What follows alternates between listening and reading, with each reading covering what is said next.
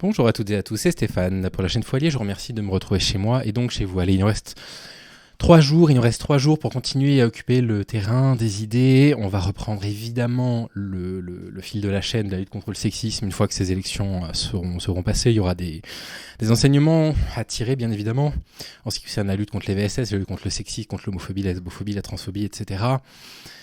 Et donc voilà, sur ces 3 derniers jours, on va travailler sur 3 points.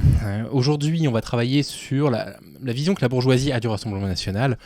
C'est assez intéressant, vous allez voir, c'est même assez stupéfiant de voir que la bourgeoisie tombe de haut quand ils découvrent les dingueries que certaines personnes qui sont actuellement en train d'essayer de briguer un poste de député ont pu commettre dans leur vie. Ensuite, on va parler un tout petit peu d'immigration, il va falloir qu'on revienne dessus. J'avais fait une longue vidéo avec Paduring sur ce sujet-là, donc je vous renverrai vers ces sources-là, bien sûr, mais qui est assez intéressante en ce qui concerne les préjugés qu'ils peuvent avoir sur l'immigration. Et puis, on va tordre un tout petit peu le coup à des habitudes. Samedi, on sortira une vidéo pour parler un petit peu des violences d'extrême gauche et les comparer avec les violences d'extrême droite, parce que figurez-vous que les chercheurs ne sont pas en reste et ont travaillé sur la question. Mais aujourd'hui, on va parler d'un petit passage qui a eu lieu sur BFM Télé, qui est assez dingue en fait. Le passage en l'occurrence fait 3 minutes 50, on va se le mettre en x1,5, c'est largement compréhensible, et vous allez voir qu'il tombe de haut quand il découvre des faits divers dont nous on parle, ça fait 2-3 semaines qu'on les ressort ces dossiers, et vraisemblablement les journalistes bourgeois n'ont jamais eu entendu ces faits-là auparavant. Enfin bref, on a beaucoup de mal à les croire. Écoutez ça. Le Rassemblement national, au sein duquel un certain nombre, bonjour Benoît Galeret, de profils, au gré des révélations, jour après jour, semblent pour certains un peu, pour d'autres très embarrassants. On parle là de candidats, une partie d'entre eux et d'entre elles l'étant toujours, c'est-à-dire étant candidats pour le second tour. C'est ça, toujours. Parce qu'ils disent, il y a des candidats qui sont, on va dire, un petit peu problématiques. Bon, vous avez des internautes qui ont réalisé un truc complètement dingue, que je vais vous montrer tout de suite d'ailleurs, qui est issu d'un travail de recherche vraiment, vraiment fou, quoi.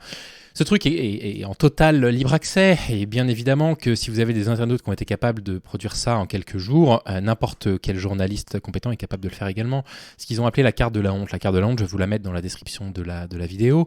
Puis vous pouvez cliquer dessus et vous voyez en fait les différents candidats en lice du Rassemblement national avec les propos qu'ils ont pu tenir. Là, en l'occurrence, proximité avec des groupes islamophobes, proximité avec des groupes pro-russes, si vous cliquez ici. Vous avez en Ardèche Vincent Trébuchet, puis vous avez, il y a tout ça, et à chaque fois vous avez en plus de ça des liens pour aller constater par vous-même en fait l'ampleur du désastre de ce qu'ils ont pu déclarer. On a fait une vidéo là, avec laquelle je m'étais un tout petit peu servi de cette carte avant-hier d'ailleurs. Coucou Safran. On a besoin des chats en ce moment. Donc si vous voulez, les journalistes, voilà la carte, elle est en libre accès, elle est en description de la vidéo, enfin voilà, envoyez-leur si jamais ils continuent à faire semblant de tomber des nues. On touche pas au micro. Bref, alors qu'est-ce qu'ils ont découvert, ces braves journalistes de BFM TV ? Alors, chaque jour, les responsables RN en effet découvrent un cas. C'est un peu comme un calendrier de l'Avent, mais avec des polémiques. Hier, c'était une de leurs têtes d'affiche en Mayenne, Annie-Claire Jacoubel, 31% des voix au premier tour tout de même, qui a en fait commis une prise d'otage armée. En 1995, c'est la presse locale qui rappelle qu'elle avait caché une carabine sous son manteau avant de séquestrer un responsable en mairie d'Ernay. En le découvrant hier sur notre antenne, il y avait le porte-parole du RN surpris qui a dit qu'ils allaient approfondir. Je cite, il est jamais trop tard, comme pour ce candidat investi dans le Jura. Voilà, donc le RN dit on va approfondir effectivement cette histoire. Vous avez raison de garder parmi vos candidats des personnes qui utilisent des carabines. Pour des prétextes en plus de ça racistes, qui prennent en otage des personnes dans des mairies, donc du personnel administratif, donc des fonctionnaires français, mais il n'y a pas de problème. Oui, continuez à réfléchir à le Rassemblement national, de voir s'il n'y aurait pas d'autres moutons noirs dans vos circonscriptions respectives. Ensuite.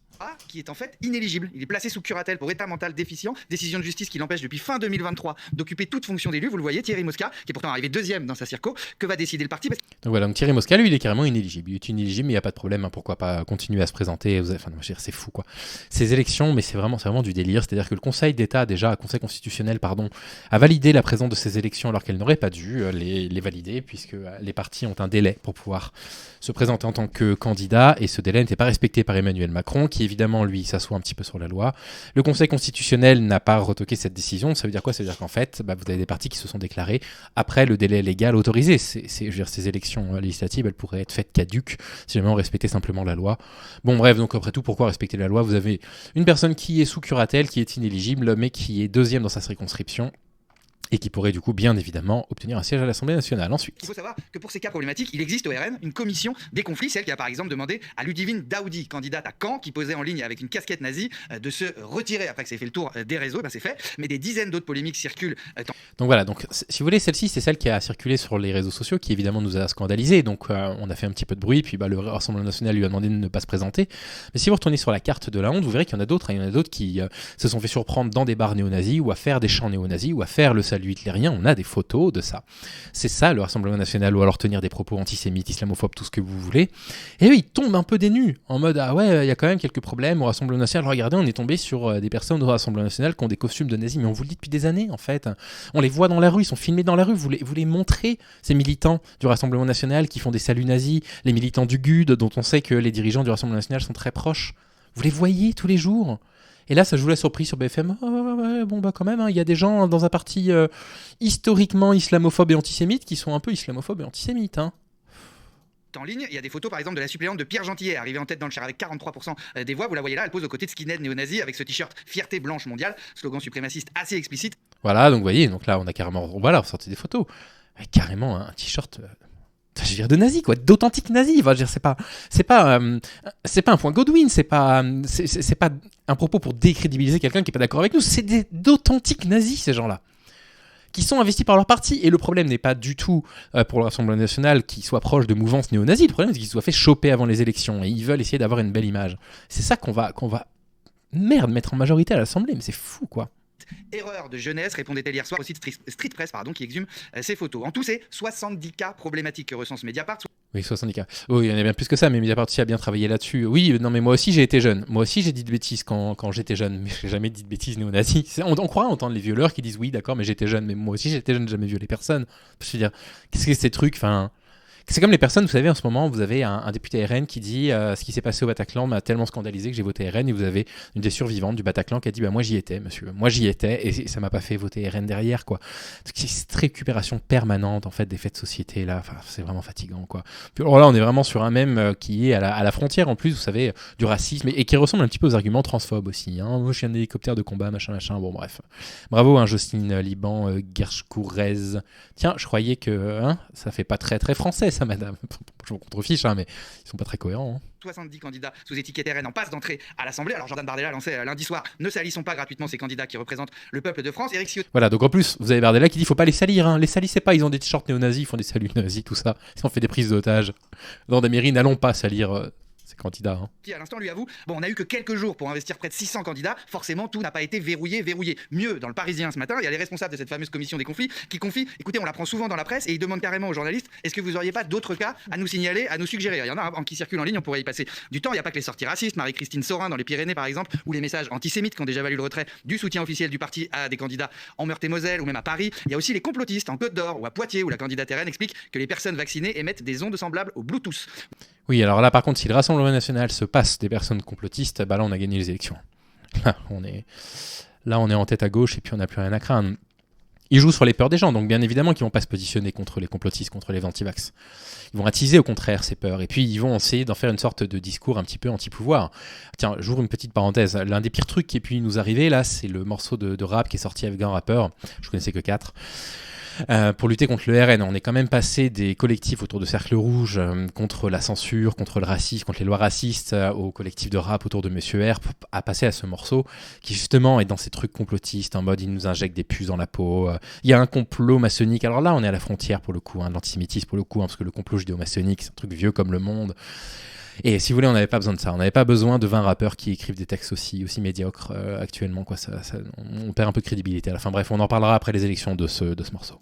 Vous avez peut-être vu encore cette vidéo de la candidate RN en Mayenne qui se vante d'avoir un ophtalmo juif. Eh bien ce matin, c'est Jean-Yves Le Boulanger, 29% au premier tour, candidat RN à Lannion-Paimpol, qui déclare sur Bretagne 5 « Ça me fait sourire qu'on me traite de facho, j'ai déjà été béni par un curé de couleur, je cite, je ne l'ai pas écrasé avec ma moto » et il rigole. Malais. Ah bah félicitations, il faudrait féliciter maintenant les fachos parce qu'ils écrasent pas les noirs avec une moto. Alors moi, je vous annonce que je ne peux absolument pas être raciste parce que j'ai un berger allemand. Donc, alors là, excusez-moi, je vois pas au nom de quoi. En plus de ça, il m'arrive d'avoir des idées noires. Donc bon, bah écoutez, c'est QFD. Je vois absolument pas comment je pourrais être raciste. J'ai beaucoup aimé la série À l'épreuve du diable, qui est une série coréenne, sud-coréenne. Alors s'il vous plaît, ne me traitez pas de raciste. Il manquerait plus que ça. Bien sûr, alors il y en a une. Et puis alors, me traitez pas de sexiste non plus parce que j'aime les femmes. Oh, alors là, j'aime les femmes. Alors moi, sexiste, hein, j'aimerais bien le savoir. Pour finir tout de même de candidat RN qui n'embarrasse pas son parti avec ses déclarations et pour cause, on ne l'a jamais entendu, jamais vu. Élodie Babin, 2e circonscription du Loiret, aucun meeting, aucun débat, aucun tractage sur les marchés. D'ailleurs, on ne voit pas son visage sur ces fameux tracts, les voici. Aucune interview, s'inquiètent nos confrères de France Bleu. Sur les réseaux sociaux, sa photo de profil, c'est un zèbre. Alors, qui est-elle? Elle est pourtant arrivée en tête du premier tour avec près d'un tiers des suffrages. Élodie Babin, qui n'habite même pas dans cette circo. On la découvre quand même en photo un peu plus... Magnifique, hein. Alors, vous avez des gens qui votent pour des gens qui n'ont jamais entendu parler, qui n'ont jamais vu en meeting, qui n'ont jamais vu publiquement, qui ne vivent même pas dans la circonscription, mais ils vont quand même voter pour eux. C'est incroyable. Des photos un peu plus anciennes, rebaptisée la candidate fantôme par les médias locaux. Seule explication donnée par son compagnon, elle avait le Covid. On n'en saura pas plus. Merci Benoît. Voilà. Puis BFM qui tombe un peu dénuement. Voilà, bon, bah, ça, c'est ces petits exemples. Mais allez la consulter, cette carte. Allez la consulter. Elle est complètement affligeante, quoi. Elle est dans la description de cette vidéo. Je suis désolé, j'ai du mal à sortir des vidéos tous les jours. Il y a des problèmes dans ma vie privée assez importants en ce moment, qui sont assez graves. Donc il faut que j'arrive à gérer tout ça. Mais bon voilà, mon cœur est là, évidemment. Vous savez très bien que je reste très engagé. Là, j'ai une petite heure de libre, donc je vais enchaîner le tournage et puis la mise en ligne des vidéos pour demain et après-demain. Mais voilà, bah, évidemment, je suis là. Moi, je suis catastrophé par ce qui arrive. Et puis, il va y avoir un backlash des droits des femmes absolument dramatique si il y a une majorité à l'Assemblée nationale composée de députés d'ultra-droite et d'extrême droite. Ce serait une catastrophe. Allez, bon, prenez soin de vous, courage. On a tous la gueule de bois en ce moment, mais écoutez, si on résistera, quoi. On fera ce qu'on pourra. Allez, salut les amis, à demain.